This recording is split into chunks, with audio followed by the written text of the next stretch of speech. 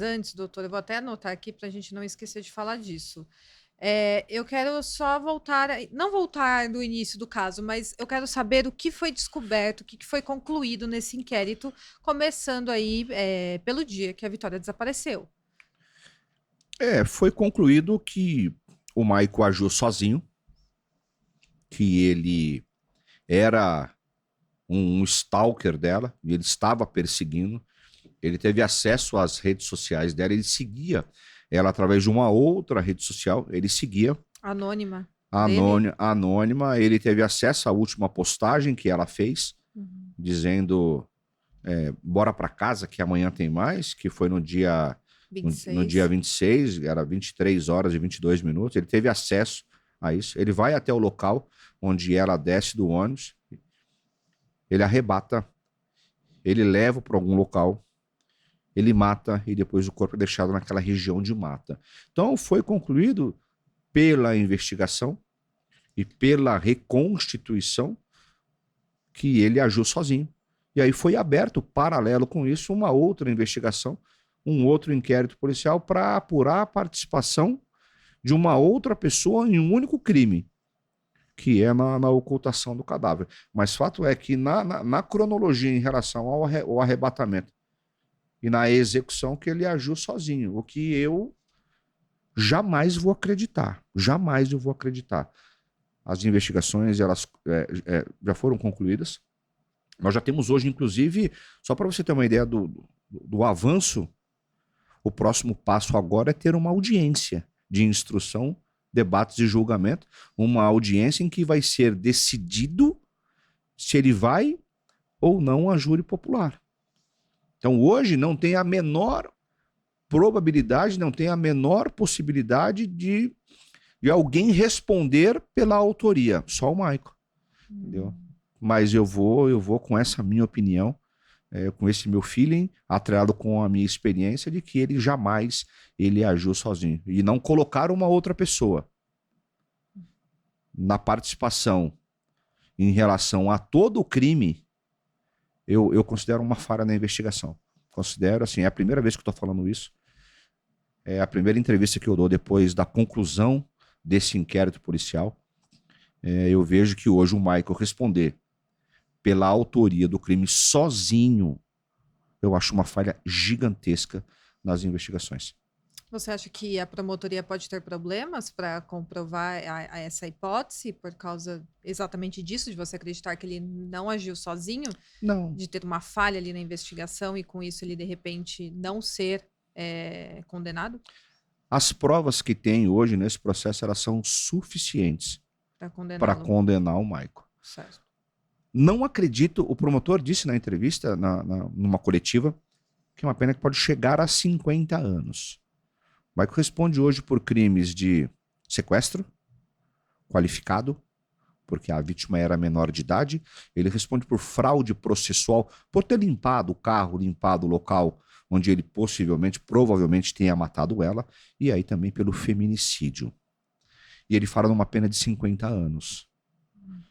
Vai ser uma luta muito grande, vai ser uma batalha para conseguir chegar numa pena de 50 anos. Porque é conta, é matemática.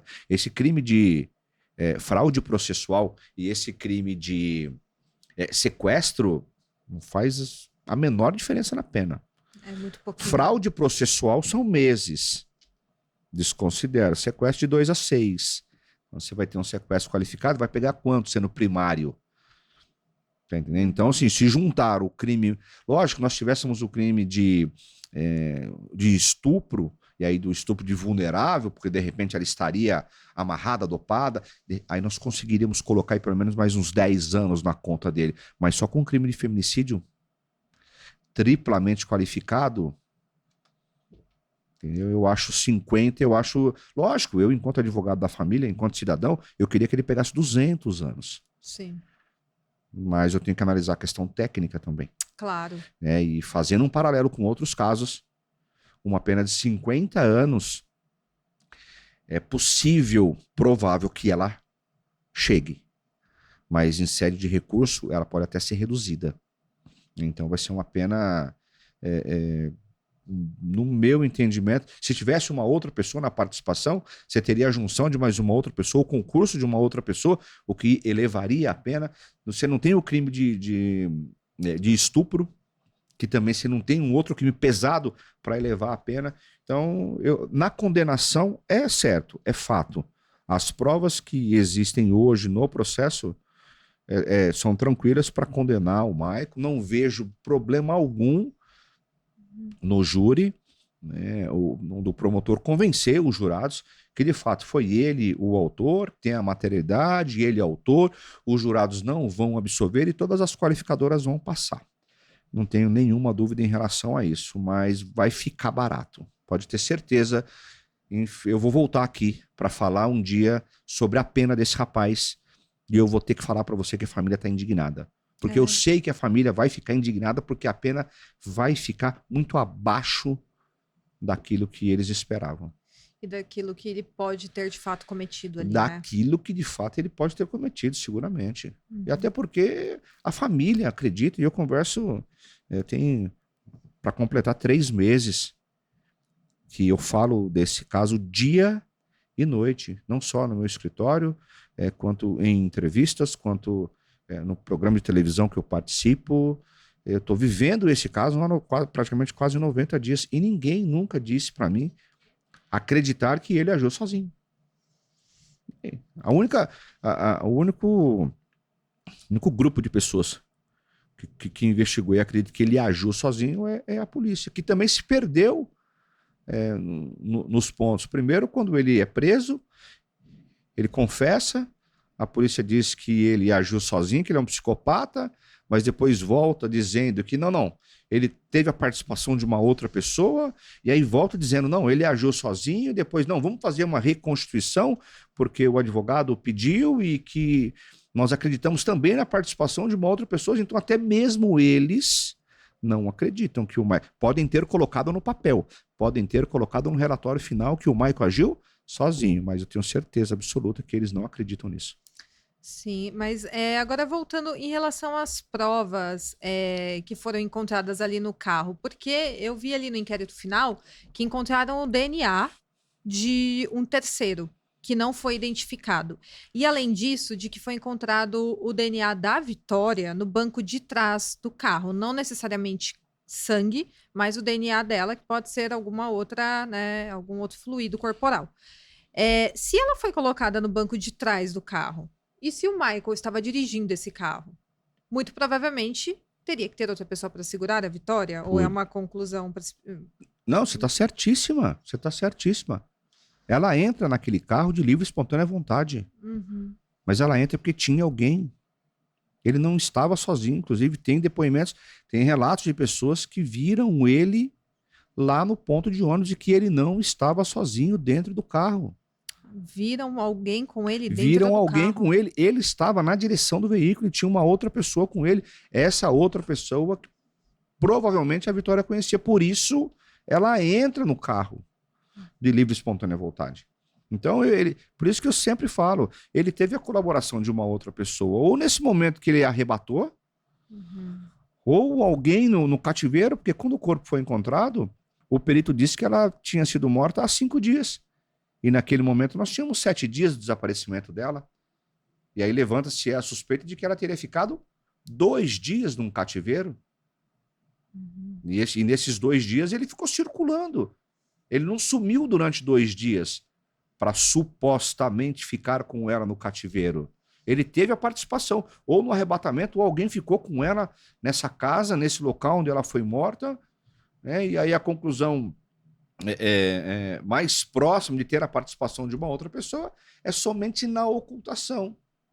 É levar o corpo para aquele local, que é um local distante da área da rua. Então, provavelmente tem a colaboração de uma outra pessoa. Sim. Então, mas ele conta com a participação de alguém não só para levar o corpo, mas ele não teria condições.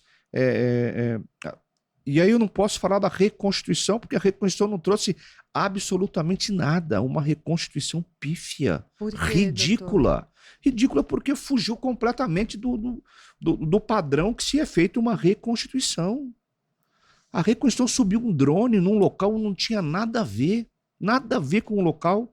Pegaram o carro dele, colocaram onde ela desceu, no ponto de ônibus, depois o local onde ela foi arrebatada, levaram um boneco que não foi utilizado, não tinha os personagens, as pessoas queriam, os figurantes queriam participar disso, eles não foram utilizados. Eu não sei como é que foi aquela reconstituição. Colocaram um aparelho para medir o local, para mapear o local. Sabe, não é dessa forma. Quem acompanhou e quem acompanha, quem já viu a reconstituição de um crime, não tem nada, aquele foi um circo a céu aberto. Sabe? E assim, eu fico... muitas pessoas disseram depois disso, depois que eu falei, olha, tem que tomar cuidado, porque não pode falar isso, porque eu faço questão de falar, é um circo a céu aberto. Um circo a céu aberto de verdade.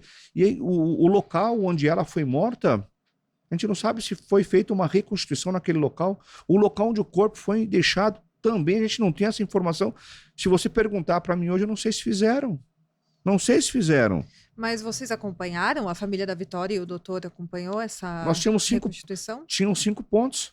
Eles fizeram 3, que era um local, que eu não sei que local é aquele, que é o local onde o ônibus desce, depois o local onde ela desce do ônibus e o local onde ela provavelmente onde ela foi arrebatada. E aí os últimos 2 lugares, que é o lugar onde é o suposto cativeiro e o local onde o corpo foi encontrado. Esses locais, no dia, simplesmente quando chegou à tarde, eles disseram, acabou a reconstituição. Acabou? E não esclareceu nada? Essa Absolutamente nada. Eles não tiveram a empatia de chamar ninguém. Aí a conversa de que a imprensa estava atrapalhando. Mentira, Giovana. Mentira. E eu não estou aqui puxando sardinha, não estou aqui defendendo a imprensa. Sempre quando eu vou falar em relação a isso, não só da imprensa, mas também como da polícia. Se o trabalho é bem feito, eu faço questão de elogiar e tecer elogios. Com certeza. E quando é feito dessa forma, eu faço questão de criticar. E naquele momento a imprensa não atrapalhou em absolutamente nada, não só naquele dia. Em nenhum momento desse inquérito policial eu vi a imprensa atrapalhar. Nada. Tudo que foi noticiado pela imprensa é porque foi vazado daquele inquérito policial. Porque quem decreta o sigilo de um inquérito policial não é a imprensa, é o próprio delegado. Então ele é o responsável por não vazar essas informações. Aí a informação vaza, a imprensa divulga, mas vocês não poderiam ter divulgado. Não. A questão é, o senhor não poderia ter deixado vazar isso. Então, a responsabilidade do vazamento disso, se tem algum prejuízo, a responsabilidade é do delegado que preside o inquérito policial. E naquele dia da reconstituição, tinha um cordão de isolamento, a imprensa respeitou rigorosamente aquele espaço delimitado para eles. Não só a imprensa, a família, os advogados do Maico e todas as pessoas, os populares que estavam ali para assistir, ninguém atrapalhou em absolutamente nada. Eles tiveram toda a privacidade, toda a liberdade de fazer o trabalho deles. Sim. E no final, eu acho que o delegado deveria ao menos chamar o pai, ou me chamar e falar, doutor, é o seguinte, olha, a reconstituição do local do crime, do local onde ela foi encontrada e da casa, nós vamos fazer sem a presença da imprensa, porque a gente quer um pouco mais de privacidade. Tudo bem, só estou avisando aqui vocês, só para não ficar... Não, simplesmente coloca a viola no saco e vai embora. Abre um precedente para quê? Para críticas e mais críticas e mais críticas. Com certeza. A mesma coisa em relação, na delegacia, em relação ao telefone que esse rapaz usou, que fica a pergunta, quantas vezes mais ele usou o telefone? Será que foi só aquele dia? Com quantas outras pessoas ele falou?